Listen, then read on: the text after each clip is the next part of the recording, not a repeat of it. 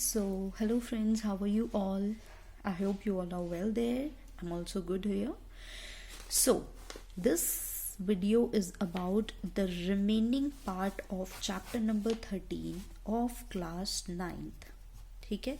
In the last video, what we have discussed about the means of spread of various diseases, like how do they spread. There are various kind of diseases which are spread through air. Some diseases are spread with the help of water. Some diseases are spread through other means. We have discussed these kinds of means of spread in the earlier video. Now the time has came to end up this chapter, and without wasting our time, we should start it now. So the left portion or the next portion is organ specific and tissue specific manifestations. What's the next topic? The organ specific and tissue specific manifestations. Do you know the meaning of manifestation?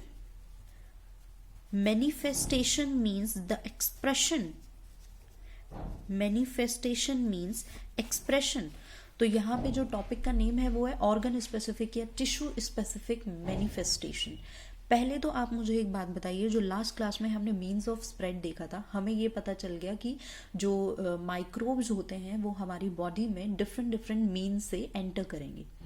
अब body में enter तो कर रहे हैं, enter करने के बाद वो कहाँ जा रहे हैं?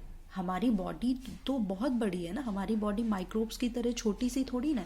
तो हमारी body is a complex body, उसमें कहाँ वो माइक्रोब्स एंटर करेंगे? तो ऐसा होता है, there are many possible places organs और tissues where they could go. तो क्या होगा कि ये माइक्रोब्स कहाँ जा रहे हैं? वेयर डू दीज माइक्रोब्स गो? ये माइक्रोब्स कहाँ जा रहे हैं? ठीक है. तो अब ये किसी पर्टिकुलर ऑर्गन में चले गए या फिर ये पर्टिकुलर टिश्यू में चले गए. तो जो ऑर्गन में चले गए वो ऑर्गन स्पेसिफिक हो गए, जो टिश्यू में चले गए वो पर्टिकुलर टिश्यू स्पेसिफिक हो गए. ठीक है. तो अब आपको ये पता होना चाहिए, क्या ये सब सेम जगह में जा रहे हैं माइक्रोब्स या ये डिफरेंट जगह में जा रहे हैं? तो इन्हीं सवालों के आंसर अब हमें मिलेंगे. ठीक है. अगर हम बात करें कि ये किस प्लेस में ये रह रहे हैं, दे आर, उनका घर जो है, इनका होम सेम प्लेस में है या डिफरेंट प्लेस में है, डिपेंड करता है इनकी पॉइंट ऑफ एंट्री में, कि ये एंटर कहाँ से कर रहे हैं. अगर मान लीजिए ये एंटर करे हैं, अगर मान लीजिए ये एंटर करे हैं एयर के थ्रू, तो एयर के थ्रू कैसे एंटर करेंगे? वाया नोज करेंगे, है ना, क्योंकि हम एयर को ब्रीद इन करेंगे, नाक से ही तो सांस लेते हैं. तो नोज के थ्रू वो अब नोज तक पहुंच गए माइक्रोब्स. नोज तक पहुंचने के बाद फिर वो कहाँ चले गए? वो चले गए लंग्स में. वो कहाँ चले गए? लंग्स में चले गए. अब मान लीजिए कि वो हमारे माउथ के थ्रू एंटर कर रहे हैं. माउथ के थ्रू एंटर किए. माउथ के थ्रू कैसे एंटर कर सकते हैं? हमने फूड लिया और मान लीजिए वो फूड कंटामिनेटेड है, और वो कंटामिनेटेड होने की वजह से माइक्रोब्स जो है वो माउथ के थ्रू कहाँ पहुंच गए? हमारे गट में पहुंच गए. समझ में आया? तो उनका पॉइंट ऑफ एंट्री देखिए ना. अब मान लो कि लिवर है, लिवर में पहुंच गए. भाई लिवर में पहुंचेंगे, वो जॉन्डिस पैदा करा सकते हैं माइक्रोब्स. लिवर में पहुंच के उन्होंने क्या करा दिया? जॉन्डिस पैदा करा दिया. तो डिपेंड्स ऑन उनकी पॉइंट ऑफ एंट्री क्या है. बट ये हमेशा सेम नहीं होता, क्योंकि अब आप बात करते हैं अगर HIV वायरस की. ठीक है. HIV वायरस की बात करते हो तो ये सेक्सुअल ऑर्गन्स के थ्रू हमारी बॉडी में आया. कैसे आया? With the help of sexual organs आया, और उसके बाद ये पूरी बॉडी में फैल गया. पूरी बॉडी में ये फैल गया. ठीक है. अब मलेरिया जो कॉज करते हैं, मलेरिया किससे कॉज होगा? मॉस्क्यूटो ने हमें बाइट किया और हमें मलेरिया हो गया. तो ये मलेरिया के माइक्रोब्स कहाँ जाएंगे? ये लिवर में जाएंगे. लिवर में जाने के बाद ये RBCs में जाएंगे, रेड ब्लड सेल्स में जाएंगे. ठीक है. तो बहुत सारे एक बोल सकते हैं कि एंट्री पॉइंट पे डिपेंड करता है. एंट्री पॉइंट पे डिपेंड करता है वो कहाँ जा रहे हैं, उनका डेस्टिनेशन क्या है, वो डिपेंड करता है उनके एंट्री पॉइंट पे. आया समझ में? दूसरी चीज है फिर अब मान लीजिए वो एंटर कर गया, ठीक है, एंटर कहाँ कर गया, अपने टारगेटेड टिश्यू में या अपने टारगेटेड ऑर्गन में एंटर करा, ठीक है, टारगेटेड टिश्यू या ऑर्गन में एंटर करा। तो फिर क्या होगा, फिर आएंगे आपके सिम्टम्स, फिर आपको दिखेंगे सिम्टम्स। कोई माइक्रोब है, माइक्रोब मान लो एयर के थ्रू ही, एयरबॉर्न था तो नोज के थ्रू ये कहाँ पहुंचा, लंग्स में। अब लंग्स में जब वो पहुंचा तो लंग्स टारगेटेड टिश्यू या टारगेटेड ऑर्गन हो गया। अब लंग्स क्या प्रोड्यूस करेगा, now lungs will produce some symptoms. अब वो सिम्टम्स क्या हो सकते हैं जो लंग्स प्रोड्यूस करेगा, कफ हो गया मान लीजिए, ब्रेथलेसनेस हो गई, तो लंग ने क्या प्रोड्यूस करा, कफ, खांसी हो गई, आपको सांस लेने में तकलीफ हो गई। तो इस तरीके की चीजें हैं। अब मान लीजिए अगर उसका टारगेट लिवर था तो हमने जैसे कि पहले बोला तो जॉन्डिस हो गया, ठीक है। अगर मान लीजिए उसका टारगेट ब्रेन था, माइक्रोब का टारगेट ब्रेन था, तो आपको क्या हो गया, आपको हेडेक, आपके सर दर्द होने लगा, आपको वॉमिटिंग होने लगी, ठीक है, आपको फिट्स आने लगे, एक तरीके के चक्कर आ गए, आपको अनकॉन्शियसनेस हो गई। तो ये सारे चीजें आ सकती हैं अगर उसका टारगेट क्या था, ब्रेन था। आया समझ में, इज दैट क्लियर?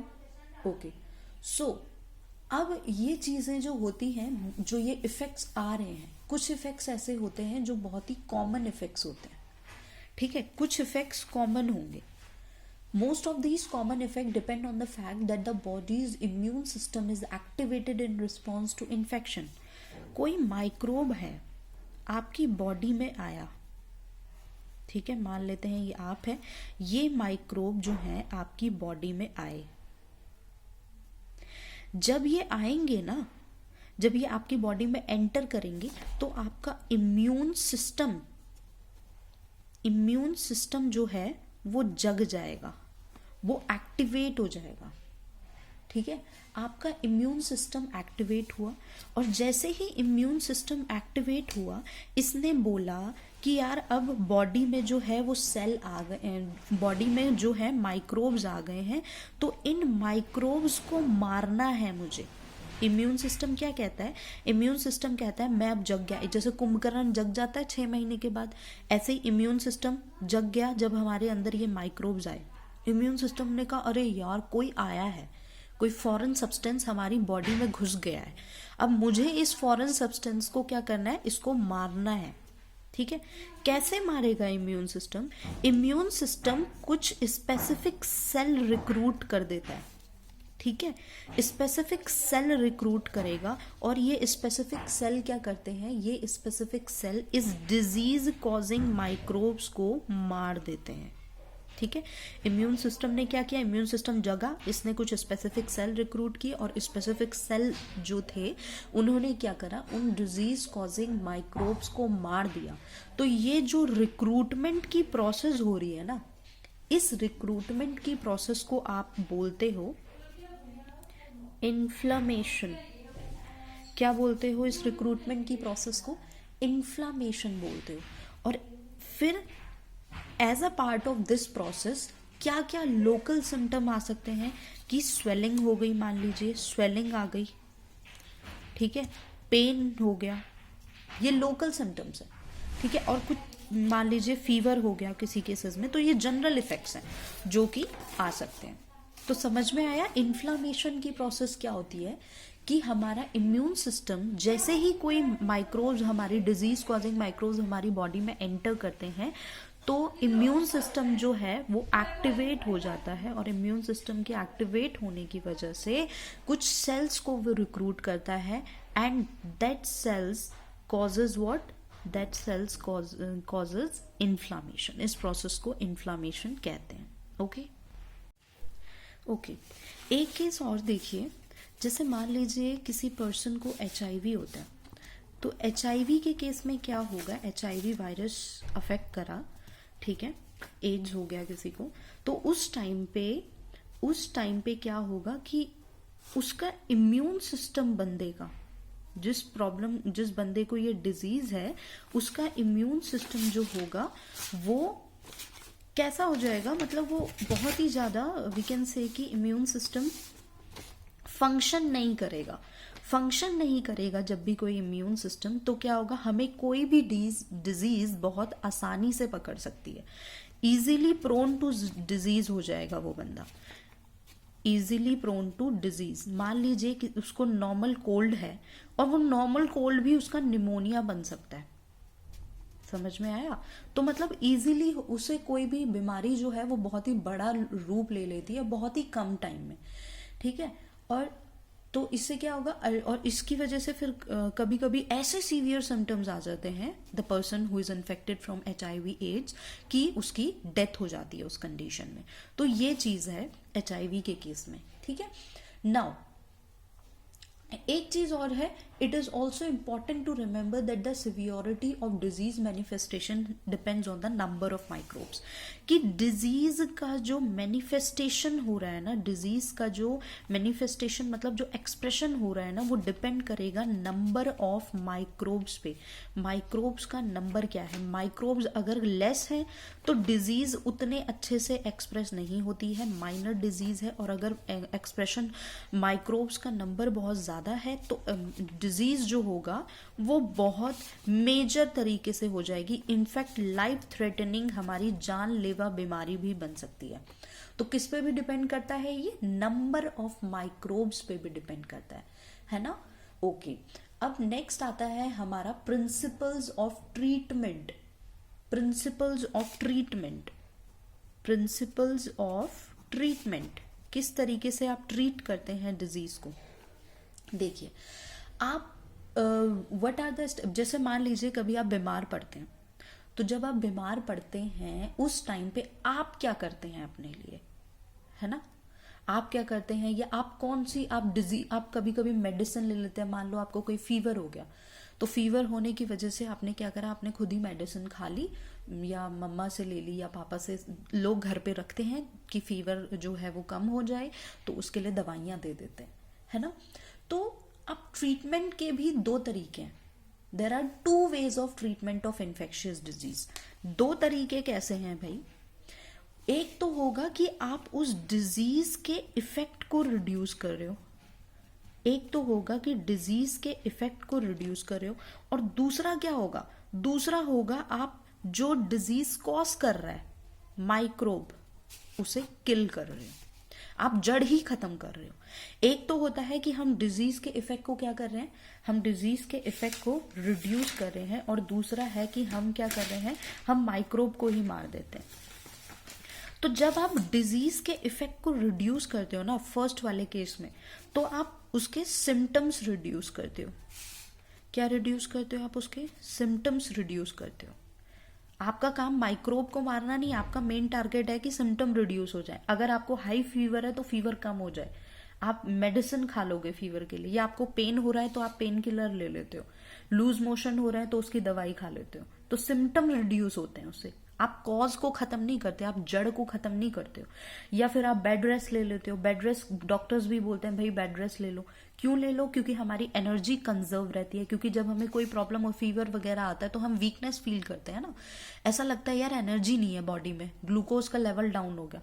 तो उस टाइम पे हमें अपनी एनर्जी को कंजर्व करना है, तो इसीलिए बेड रेस्ट रिकमेंड कर देते हैं डॉक्टर भी, ठीक है। तो ये जो हमने मेथड्स ट्राई किए हैं, इसमें जो माइक्रोब्स होगा वो माइक्रोब कहीं नहीं जा रहा है, माइक्रोब थोड़ी ना खत्म हो रहा है। हम तो बस जो उसके सिम्टम्स आ रहे थे उसे रिड्यूस कर रहे थे, हम इफेक्ट को रिड्यूस कर रहे थे। हमने माइक्रोब्स को उसके घर नहीं भगाया, हमने माइक्रोब्स को अपने बॉडी से नहीं भगाया। उसके लिए हमें माइक्रोब को भगाने के लिए उसे मारना पड़ेगा, क्योंकि वो ऐसे भागने वाला नहीं है। अभी तक हमने देखा कि हमने इफेक्ट को रिड्यूस किया है, अब हम माइक्रोब को मारेंगे। माइक्रोब जो होते हैं, आपको पता है कि हम उसके लिए भी हम मेडिसिन लेते हैं। कुछ स्पेसिफिक मेडिसिन होती हैं जो स्पेसिफिक माइक्रोब के लिए बनी है, और हमने पहले ही बात करी थी वीडियो में कि माइक्रोब अलग अलग तरीके के होते हैं। वायरस है, बैक्टीरिया है, फंजाई है, प्रोटोजोआ है, सबकी लाइफ प्रोसेसेस अलग अलग हैं, है कि नहीं।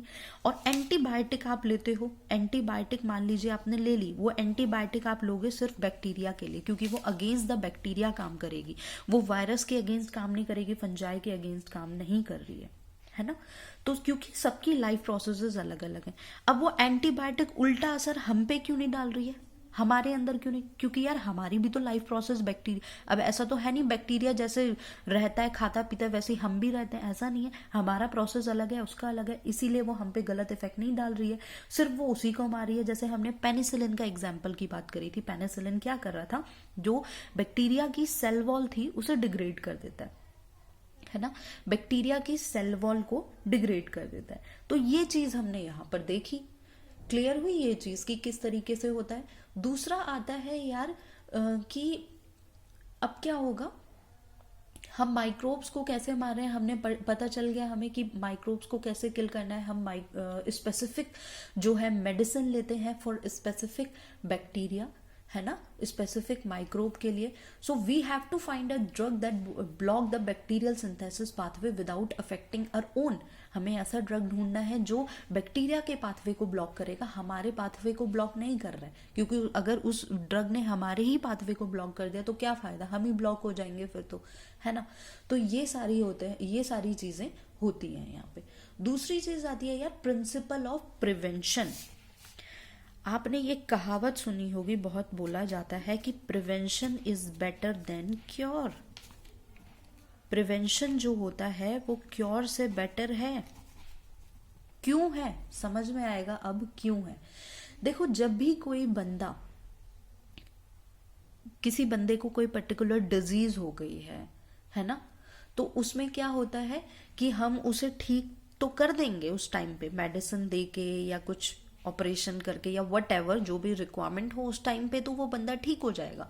बट कुछ लिमिटेशंस हैं इस अप्रोच के।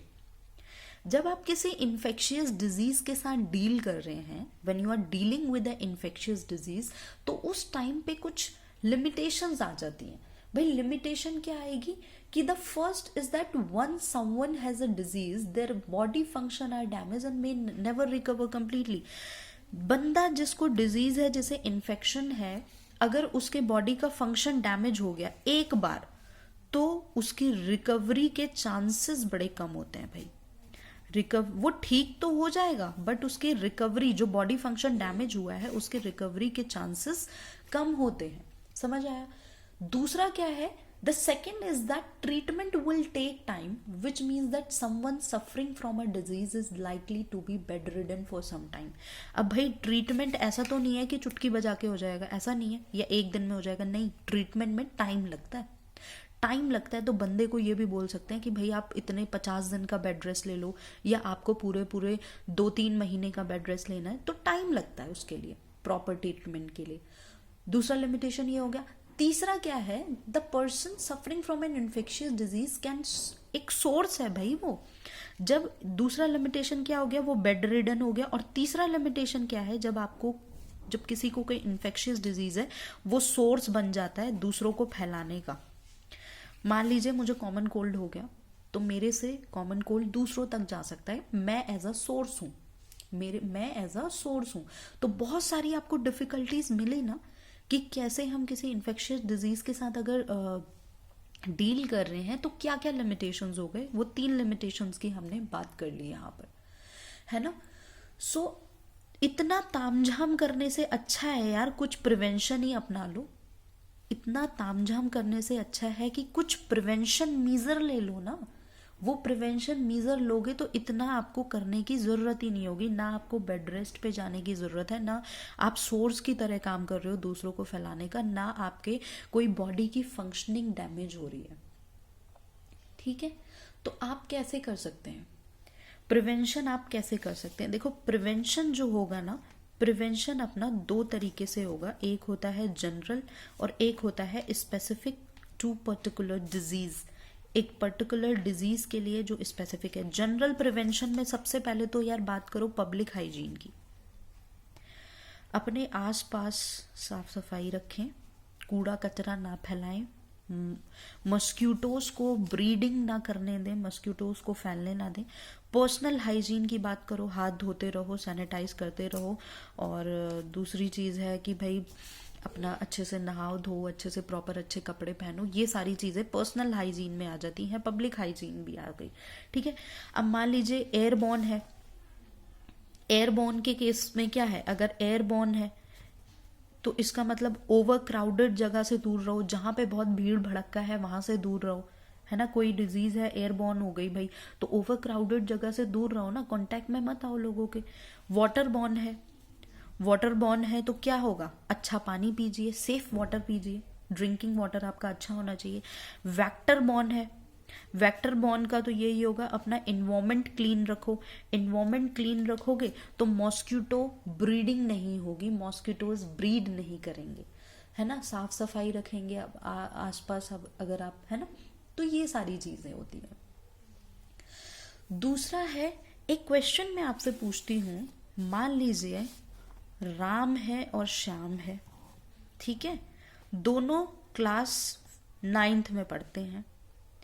श्याम को डिजीज है, कौन सी डिजीज है, मान लीजिए उसे कोल्ड हो रहा है, ठीक है, तो वो राम के साथ बैठा है, बट श्याम राम के साथ बैठा है, पूरे पूरे चांसेस हैं कि राम को भी कोल्ड हो जाए, बट राम को कोल्ड नहीं हुआ, राम को कोल्ड नहीं हुआ, क्यों, क्यों नहीं हुआ।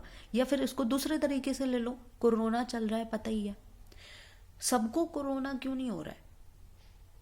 एक घर में 5 लोग हैं, उन 5 में से 2 लोगों को कोरोना हुआ, ठीक है, और 2 लोग वो रह रहे हैं अपने घर में, बाकियों को कोरोना क्यों नहीं हुआ, क्यों नहीं फैला।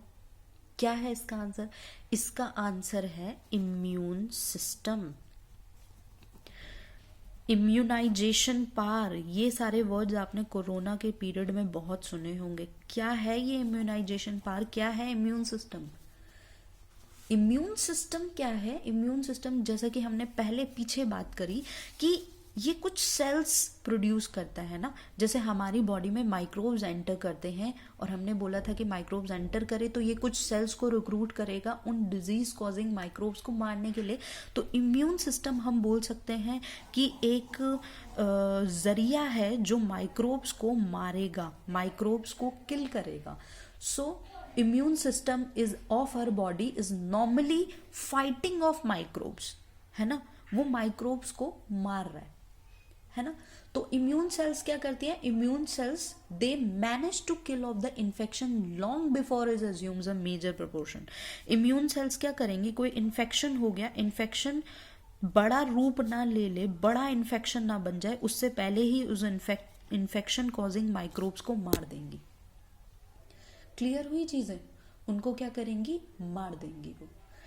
सो अब इम्यून सिस्टम की फंक्शनिंग यार, इम्यून सिस्टम कैसे अच्छे से फंक्शन करेगा, आप अच्छा सा नरिशमेंट लीजिए, प्रॉपर फूड लीजिए, विटामिन्स होने चाहिए, प्रोटीन्स होने चाहिए, सब अच्छे अच्छे प्रोपोर्शन में होना चाहिए। तो अगर आपको प्रॉपर नरिशमेंट मिलेगा तो हमारा जो इम्यून सिस्टम है वो प्रॉपर फंक्शनिंग करेगा, है ना।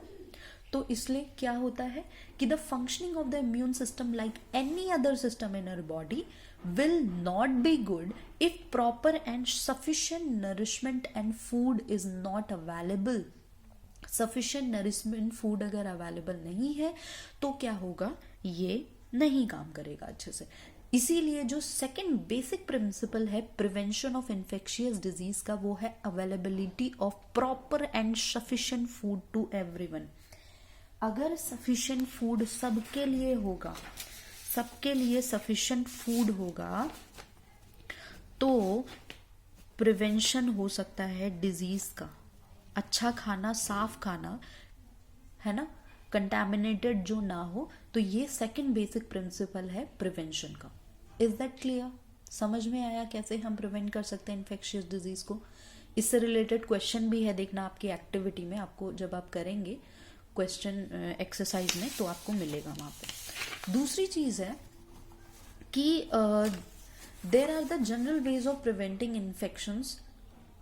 क्या होते हैं, जैसे आप मेरी बात सुनिए, एक एग्जाम्पल लेते हैं। मान लीजिए पहले, अब तो स्मॉल पॉक्स होता नहीं है, खैर पहले बहुत था, it was a epidemic disease, बहुत फैलता था स्मॉल पॉक्स पहले, ठीक है।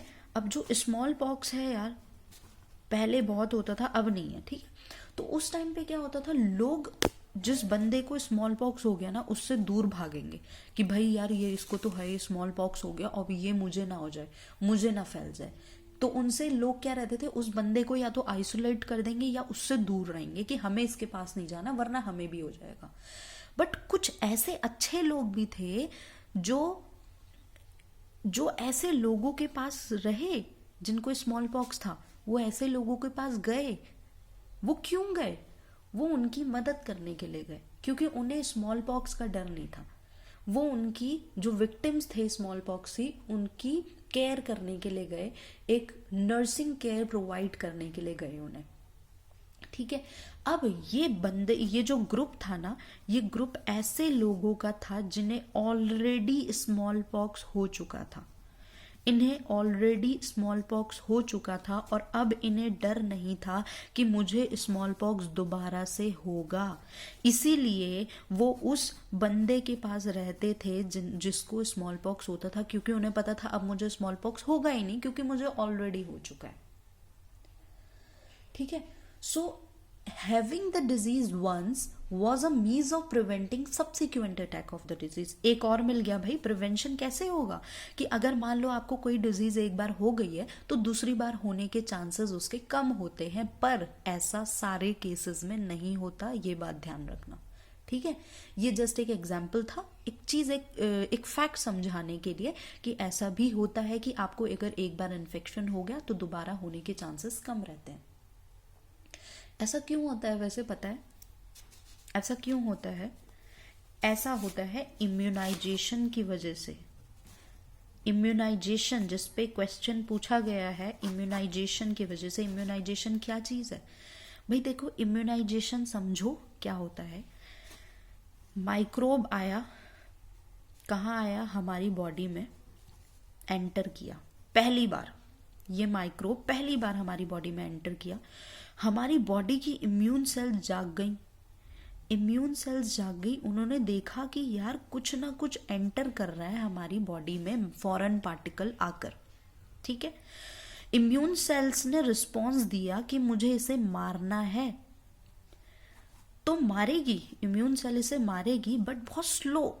ये जो प्रोसेस रहेगा वो बहुत स्लो रहेगा, क्योंकि इम्यून सेल पहले थकी हारी, पहले धीरे धीरे जगेगी, फिर कहेगी हाँ भाई कोई फॉरेन पार्टिकल आया है, धीरे धीरे उसे रिकॉग्नाइज करेगी और फिर कुछ सेल्स को रिक्रूट करेगी, इन्फ्लामेशन करेगी, फिर उसे मारेगी। ये प्रोसेस बहुत स्लो रहेगा। पहली बार का, फर्स्ट बार का जो प्रोसेस होगा वो स्लो होगा। बट इम्यून सेल बहुत शातिर है। इम्यून सेल क्या करती है कि ये माइक्रोब आया, इसकी मेमोरी अपने पास रख लेगी, मेमोरी में सेव कर लेगी। इसके पास भी एसडी कार्ड होता है। ठीक है।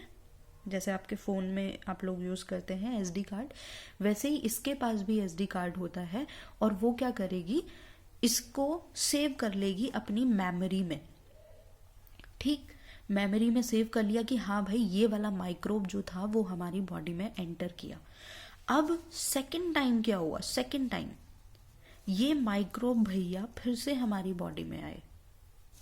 ये माइक्रोब भैया फिर से हमारी बॉडी में आए, तो इम्यून सेल तो बहुत शातिर थी। इम्यून सेल ने बोला जो मेमोरी में मैंने सेव किया था, अब ये तो वही माइक्रोब है यार, तो इसने मेमोरी सेल्स बनाए थे ना, वो मेमोरी सेल्स क्या करेंगे, इसे मार देंगे, किल, खत्म। तो इससे क्या होगा? This will eliminate the infection even more quickly than the first time. तो सेकेंड टाइम में जो प्रोसेस था वो बहुत फास्ट हुआ, किलिंग का प्रोसेस बहुत फास्ट हुआ, और फर्स्ट टाइम में वही प्रोसेस किलिंग का बहुत स्लो था। इस पूरी प्रोसेस को क्या बोलते हैं? Immunization. Is that clear what is immunization? Immunization की प्रोसेस समझ में आई? क्या होती है इम्यूनाइजेशन की प्रोसेस? Okay, clear? ओके। तो अब इम्यून सिस्टम को जब ये एक चीज देखो, यहाँ पे ये मेमोरी की तरह सेव कर रही है ना, इम्यून सेल्स क्या कर रही है? मेमोरी बना रही है माइक्रोब्स की। तो क्यों ना हम ऐसा करें कि ये मेमोरी बना ले खुद ब खुद। बट ये मेमोरी किस केस में बनाती है? ये मेमोरी उस केस में बनाती है जब माइक्रोब्स इनकाउंटर करे। तो आप बोलोगे कि ऐसा करते हैं, हम अपनी बॉडी में माइक्रोब भेज देते हैं। माइक्रोब भेज देते हैं। बट जब आप अपनी बॉडी में माइक्रोब भेजोगे यार, तो माइक्रोब तो कुछ ना कुछ कहानी खराब करेंगे बॉडी में। तो हमें लिविंग माइक्रोब नहीं भेजने ना, लाइव जो जिंदा है माइक्रोब वो नहीं भेजने, हमें हीट किल्ड माइक्रोब भेजने हैं। हम हीट किल्ड माइक्रोब भेज देते हैं जो मरे हुए हैं। मरे हुए हैं उन्हें भी हमारी इम्यून सिस्टम तो रिकॉग्नाइज करेगा ही ना, और उसके बाद उसकी भी मेमोरी बना लेगा।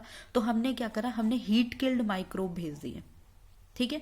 अब वो हीट किल्ड माइक्रोब गए हमारी बॉडी में, इम्यून सिस्टम ने फिर वही काम किया, इम्यून सिस्टम जग गया, उसने कहा इन्फ्लामेशन कराता हूँ, पहली बार में इन्हें मार दूंगा और सेकेंड बारी में मेमोरी सेल्स बना दूंगा, ठीक है।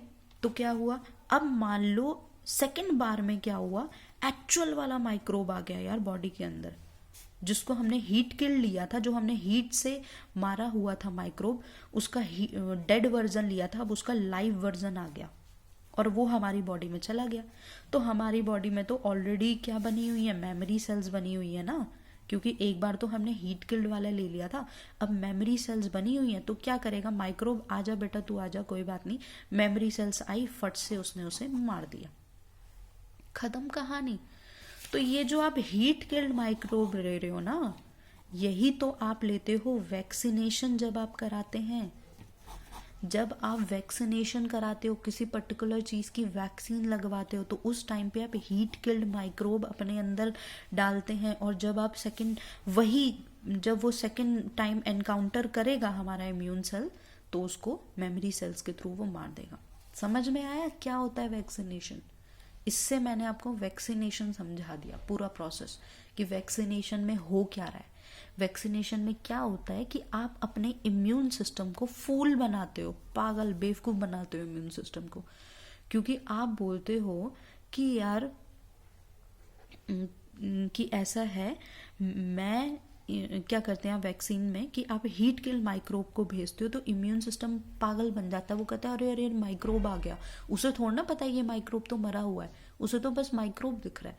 तो आपने पागल बना के हीट किल माइक्रोब भेजा, जो आपकी बॉडी में भी कुछ इफेक्ट नहीं करेगा, तो फिर ये भेजा और हमारी इम्यून सेल ने उसे रिकॉग्नाइज किया फॉरेन पार्टिकल की तरह और उसको मारा और मेमोरी सेल्स बना लिए, ताकि दूसरी बार अगर वो माइक्रोब लाइव वर्जन में आए, अगर वो जिंदा आएगा, तो हमारी मेमोरी सेल्स उसे ऑलरेडी मार देंगी।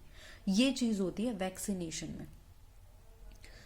तो क्लियर हुआ वैक्सीनेशन का फंडा क्या होता है। और मैनी सच वैक्सीन, बहुत सारी वैक्सीन हैं, जैसे आपकी टेटनस की है, डिप्थीरिया की है, पोलियो वैक्सीन हैं, पोलियो वगैरह, पोलियो ना हो जाए तो वैक्सीन बच्चों को दिया जाता है ना। तो ये सारी चीज़ थी जो वैक्सीनेशन की प्रोसेस किस तरीके से होती है, ये आपको समझ में आना चाहिए। वैक्सीन क्या है, वैक्सीनेशन कराना मतलब इम्यून सिस्टम को बेवकूफ बनाना, फूलिंग ऑफ इम्यून सिस्टम बोल सकते हो, fooling of immune system. Is that clear? समझ में आया? क्लियर हो गई सारी चीजें? तो ये पोर्शन जो है अपना आज खत्म हो गया, वैक्सीनेशन तक अपना चैप्टर नंबर जो 13 है वो एंड हो गया है यहाँ पे, ठीक है। तो फिर हम जल्दी से जल्दी नेक्स्ट चैप्टर भी स्टार्ट करेंगे कोई ना कोई, ठीक है। आप मुझे बताइए आपको कौन सा चैप्टर पढ़ना है, कोई भी क्लास से, अगर आप 9, 10, 11, 12 हायर क्लासेस से हैं तो आप मुझे बता सकते हैं कौन सा चैप्टर आप लोगों को पढ़ना है कमेंट सेक्शन में, ठीक है। तब तक रिवाइज करिए, अच्छे से पढ़िए, आप लोग के एग्जाम्स आने वाले हैं। Take care of yourself, bye bye. Okay friends, तो ये स्क्रीन पे मेरी मेल आईडी फ्लैश हो रही है। अगर आपको कोई भी क्लास से रिलेटेड क्वेरीज हो तो मुझे इस मेल आईडी में आप मेल कर सकते हैं। जो मेरा रिस्पॉन्स होगा वो विद इन 24 आवर्स आपको मिल जाएगा। Thank you.